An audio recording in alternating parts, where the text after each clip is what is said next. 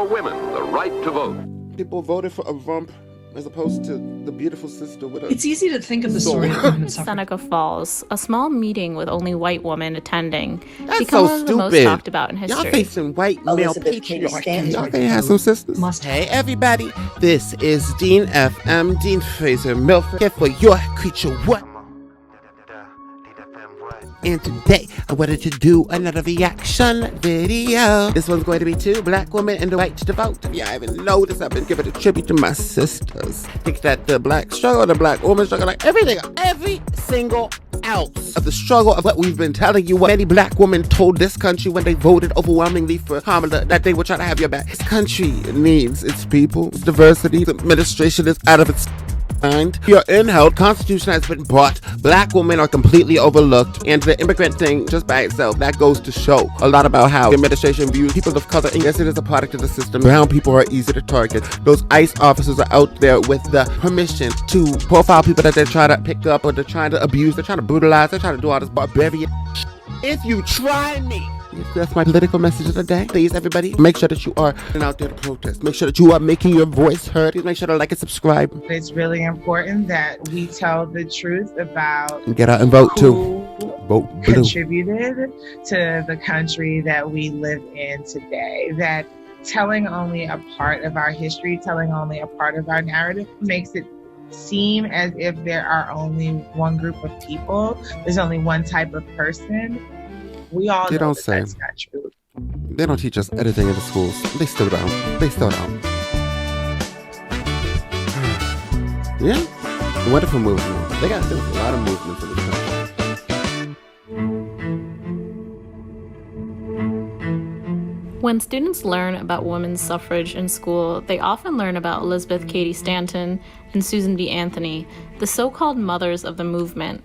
And they are taught that it all started with a meeting in Seneca Falls, New York in 1848. Oftentimes, the story of the Seneca Falls meeting is told as a kind of origin story, as the beginning of a movement for women's rights and ultimately a movement for women's suffrage. For an obvious and yet, injustice, when absolutely. we realize the meeting is some 300 people, principally white middle-class women, in a relatively remote upstate New York village, that is a hint that we probably need to look at some other places to get a fuller story. Yeah, no wonder For African American women who'd been organizing inside churches and other places since the 20s and 30s, this was not a particularly important moment, nor was it a meeting they would have attended, nor were the demands that they made particularly germane to the lives of women living under the twin oppressive forces of racism and sexism. Black women are excluded at Seneca Falls because they're not really invited. That's outrageous. And 2 years later, a much bigger national convention on women's rights takes white place. Patriarchy. The 1850 meeting in Worcester, Massachusetts, Stanton and Anthony aren't even there. Worcester was the first national women's rights meeting. So in some ways, that's really cohering activism that's taking place around the country in a way that Seneca Falls was just a local impromptu convention. One of the women who spoke there was famed abolitionist Sojourner Truth. Sojourner Truth will emerge later in the women's movement as an important speaker on women's rights. She will also emerge as an abolitionist. By 1850, Sojourner Truth is very much a presence in women's rights circles, really shaping the debates, but she didn't begin at Seneca Falls at all. Make your market history, everybody. Make sure that you get with in. So much activity happening in women's rights in the mid-19th century, why did Seneca Falls, a small meeting with only white women attending, become one of the most talked about in history? Y'all facing white male Elizabeth Cady Stanton, who was at the Seneca Falls meeting and was one of the organizers, and Susan Anthony. Well, these two, along with some allies, begin to write the history of women's suffrage. And when they do, not surprisingly, perhaps, they privilege their own experiences and they settle on Seneca Falls as their origin story.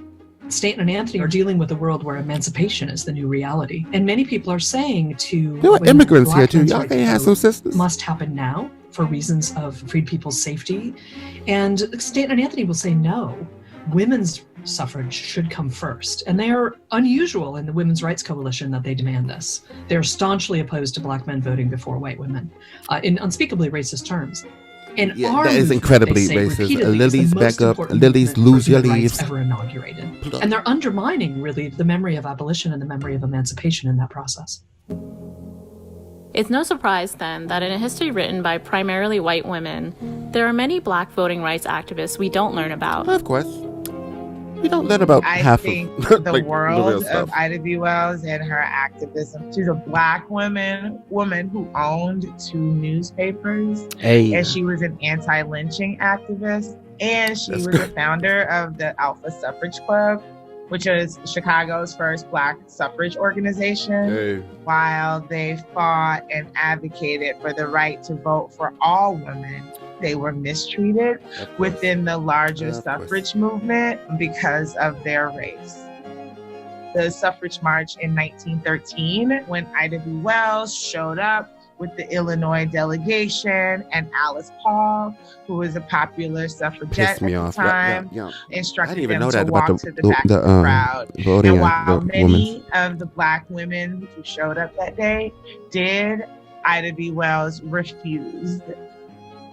The women who pushed the story of Seneca Falls died before the 19th Amendment was passed in 1920. But the legacy of excluding black women persisted. Yep, of course. Susan B. Anthony and her followers have won for women the right to vote. People voted for a rump as opposed to the beautiful sister with a... It's easy to think of the story of women's suffrage as a kind of fully emancipatory and celebratory story that's, just necessarily progressive. It doesn't sound like it. And in the coming November, the ladies appeared at the polls on Election Day by the hundreds of thousands.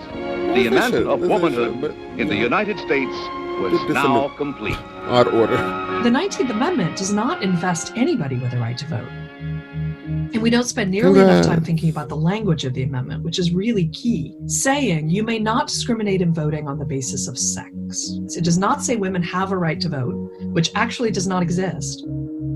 For many white women, clearing the obstacle of sex was sufficient to get them voting access. Could have their help. When the 19th Amendment is adopted, the open secret is that too many millions of African American women in this country will not be able to vote because the amendment doesn't do anything to override the segregationist laws, the Jim Crow laws in the South, like poll taxes and literacy tests that are going to be imposed on black women, such that they won't be able to vote even after the 19th Amendment. Trying to do that now too with the We don't realize the ways in which the white disabled suffrage movement threw women of color under the bus, allowed their continued disenfranchisement to go ahead, allowed their brutalization of their bodies to go ahead and say nothing. We lose track of the fact that lots of other women are not emancipated in this story, that those women's rights are sacrificed. Yeah. After 1920, African American women have really know how to kind of look up from the 19th Amendment to not only recognize that they are still disenfranchised, they have to look up to answer the question, so how are we going to win a right to vote? That is the moment for the building of a new movement for voting rights, one that will take black women and men until 1965 and passage of the Voting Rights Act. It's so obvious too. You don't win the right to vote, and then that's they should have worked together. Throughout the course of history, for every expansion of voting rights, we have a backlash that seeks to make it more difficult for people to vote, that seeks to shrink the electorate and shrink the number of people that participate in our democracy. Voting places, mail-in voting, One recent and significant backlash things happened in 2013 when the Supreme Court case Shelby County v. Holder removed some of the protections of the Voting Rights Act of 1965. This was 4 years ago, by the way, so this is not talking about a recent thing, but I'm talking about now. Even as we celebrate the centennial of the 19th Amendment, activists like Nse Ufa remind us that voting rights remain threatened in many places. Georgians have an opportunity to save our democracy. The state of Georgia has closed over 10% of their polling locations. Voting rights advocates have witnessed nearly 2 million people purge from Georgia's voter roll. I'm urging my supporters to go into the polls and watch very carefully. Black voters are subject to intimidation. New Americans are subject to intimidation. The 2020 election is the most recent example of the organizing power of Black women. as Ufa and others are being credited with turning Georgia blue for the first time in 28 years. I can't believe Vanderbuff. I think that it's harmful that we only learn about white suffragists because it doesn't tell the full story of how we won. Yeah. And if we're going to be able to fight future oppressions, knowing the real story about how our ancestors looked oppression in the face and then defeated it helps us as we build towards the communities that we want to live in. I know that's right. We got to work together. Community makes the place a better community, and unity. We got to work together better on this. And I think that the main lesson of today, most of what you know about history likely wasn't given in the full context, emphasized, especially when it comes to American history, American struggle, black women that you've looked up to, in fact. So I'm going to give you an assignment. So lesson 1, everybody get out your textbooks and shut the Lesson 1. Like, you got to think about somebody in history that you looked up to, and I can guarantee you know one black woman. What? I know that the bell just rung, but if any one of you get up, do your research. I'll talk to you later. Have a nice day. Class is out of session. Sit your down and watch another video. Welcome to the community. Yes, the door's locked, but the window's open. I'll talk to you later. Bye.